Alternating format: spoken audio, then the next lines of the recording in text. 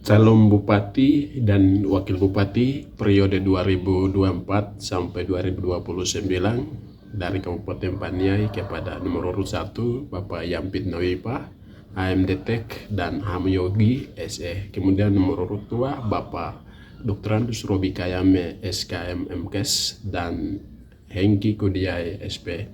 Kemudian nomor urut 3 Bapak Nasonguti SEMM dan John Deki Yogi. Kemudian nomor urut 4 Bapak Thomas Yemo SSTP dan MSc dan Bapak Jerry Adi, dan nomor urut yang kelima adalah Octavianus Gobai SIP dan Deki Nawipa. Kesempatan ini saya merasa bangga dan terima kasih pemimpin yang sudah menetapkan dan sudah menarik nomor sehingga besok dari periode 2024 sampai 2029 akan menjadi pemimpin di Kabupaten Paniai. Tetapi di sini saya ingin mau sampaikan satu poin yang sangat penting untuk digarisbawahi bagi siapa dia dari 5 di antara ini yang akan menjadi bupati dan wakil bupati Kabupaten Paniai. Tetapi sebelumnya saya ucapkan terima kasih karena kegiatan penarikan nomor urut bakal calon Kabupaten Paniai pada kemarin itu telah jalan dengan sukses, dan saya harap semoga untuk ke depan tetap berjalan. Di sini saya mau sampaikan satu hal, tapi sebelumnya kita tahu bahwa sejak awalnya Kabupaten Paniai jadi hingga saat ini selalu bupati ke bupati selalu memilih dan menjalankan dengan kegiatan dan program masing-masing dengan baik.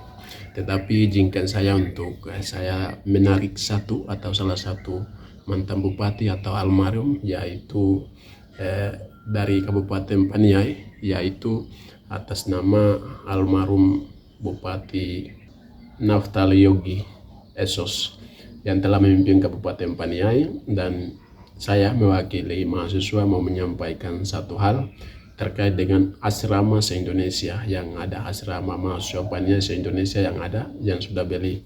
Tetapi sebelumnya saya tidak merendahkan bupati-bupati yang lain, bupati-bupati yang lain juga hebat, dan bupati-bupati yang besok yang akan menjadi bupati juga semua hebat dan pemimpin yang baik. Tetapi saya hanya bahas sedikit terkait dengan Naftali Yogi. Jadi semasa dia itu bagian kami mahasiswa itu telah membelikan asrama permanen di beberapa kota studi sejak ia menjadi Bupati Kabupaten Paniai. Salah satu asrama yang sudah dibelikan dan asramanya permanen, dan ini merupakan aset dari Pemda Kabupaten Paniai. Jadi asramanya adalah salah satu kota diantaranya yaitu di kota Jayapura, kemudian di kota Nabire, kemudian di kota Manokwari, kemudian di kota Jakarta, kemudian kota Yogyakarta dan kota Manado. Bupati tersebut atau almarhum tersebut telah membangun sumber daya manusia, salah satunya dalam bentuk bangunan, yaitu jadi kami mahasiswa ini sangat apresiasi. Tetapi sejak 2012 hingga saat ini yang asrama sudah beli itu bermasalah. Contohnya saya sendiri akan cerita terkait dengan asrama yang ada di kota Yogyakarta itu sendiri. Jadi sahabat semua, asrama yang dibeli oleh Bapak Naftali Yogi di asrama di kota Yogyakarta itu sejak 2012 tahun yang silam.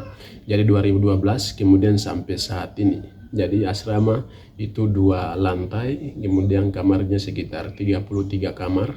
Yang tinggal di situ adalah mahasiswa Paniai dengan seharga 1.100.000.000. Dan dari tahun 2012 hingga saat ini asrama tersebut, baik dari asrama Jayapura, Manokwari, Nabire, Jakarta dan Yogyakarta, kemudian Manado, ini sampai saat ini masih belum renovasi. Padahal asrama yang sudah dibelikan oleh Naftali ini merupakan salah satu aset dari Pemda Paniai untuk mahasiswa. Jadi di asrama itu kan tempat untuk mahasiswa Paniai maupun mahasiswa lain bisa tinggal, seperti itu. Tapi kondisi saat ini, salah satunya di kota Yogyakarta, itu atapnya sudah bocor, daun sennya sudah lapuk, kemudian pintu-pintunya, kemudian kamar WC-nya, kemudian barang-barangnya sudah dalam, itu semua sangat rusak.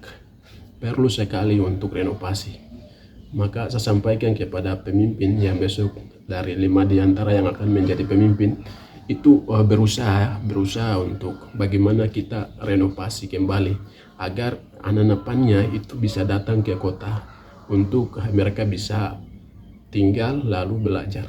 Coba kita bayangkan kalau anak-anak PANnya itu tinggal dalam kondisi rumah yang tidak bagus, atapnya bocor, tempat kamarnya rusak, pintunya rusak dan lain-lain, itu pasti terganggu pola pikirnya, terganggu kesehatannya, terganggu tempat tidurnya, terganggu mau belajar dan lain-lain. Kalau tempatnya kotor atau tempatnya rusak atau tempatnya bocor, nah itu pasti belajarnya kurang bagus, kurang mantap, dan pasti itu terganggu. Maka itu ini sebagai salah satu aset sebelum menjadi pemimpin besok, itu dalam 100 hari kerja atau programnya nanti akan ditetapkan oleh 5 pemimpin, mungkin salah satu yang akan naik itu berusaha untuk renovasi, ya, renovasi untuk asrama-asrama yang ada. Kemudian ada beberapa kota studi seperti kota Semarang, kemudian sekitar Surabaya dan Malang, dan sekitar beberapa kota itu mahasiswa Papua, khususnya PANIA itu lebih banyak, mereka bertambah dan bertambah,